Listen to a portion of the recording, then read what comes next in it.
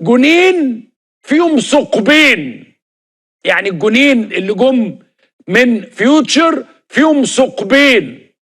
الجون الاولاني فيه ثقب من مسلوسي ومحمد صبحي، الجون الثاني ترقيصه وثقب تاني.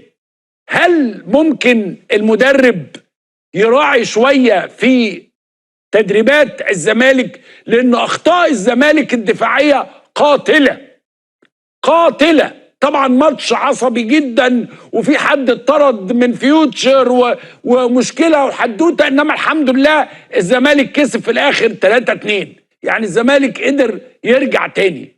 انما كأمل، يعني انا عارف امل ماتت، امل مش موجوده معانا.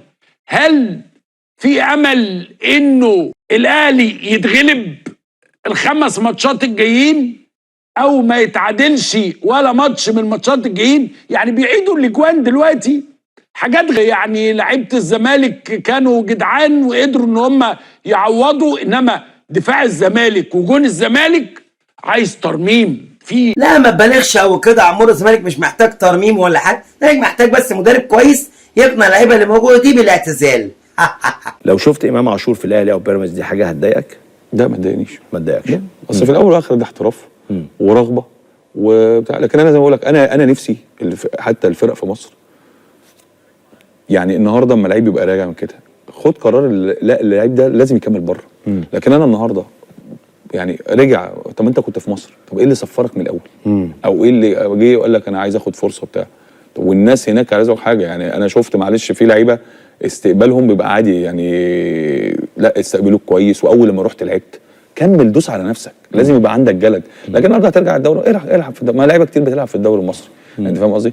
لكن انا اتمنى، يعني انا نصيحتي ليه لازم برضو خلي بالك كريم، الموضوع ده بيدي انطباع وحش عن اللعيبه المصريين للاسف الشديد. يعني انت النهارده ليه ما تبصش لمحمد صلاح؟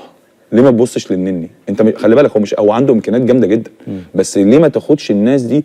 هتقول لي اصل الجو برد، اصل في الدنمارك. لا خلي بالك، هو مش معنى ان انت بتلعب في الدنمارك ان انت تلعب، لا انت بتلعب في فرقه من اكبر فرق في الدنمارك، صح. فرقه عندها امكانيات، فرقه بتلعب على طول في كاس اتحاد اوروبي او بتلعب شامبيونز ليج او بتلعب بتاع، فلازم تدوس على نفسك شويه. فانا لا انا عايزك تنشف كده، تنسى امام عاشور ايه، اجمد كده حبتين وروق على حلقه بيتسح ده اتوقف قبل كده قصه منشطات وراح اليونان وحرس حدود ولفه كده ما يعلم بها الا الله. امام جاي الاهلي مع كهربا عشان الاثنين يحطوه صح.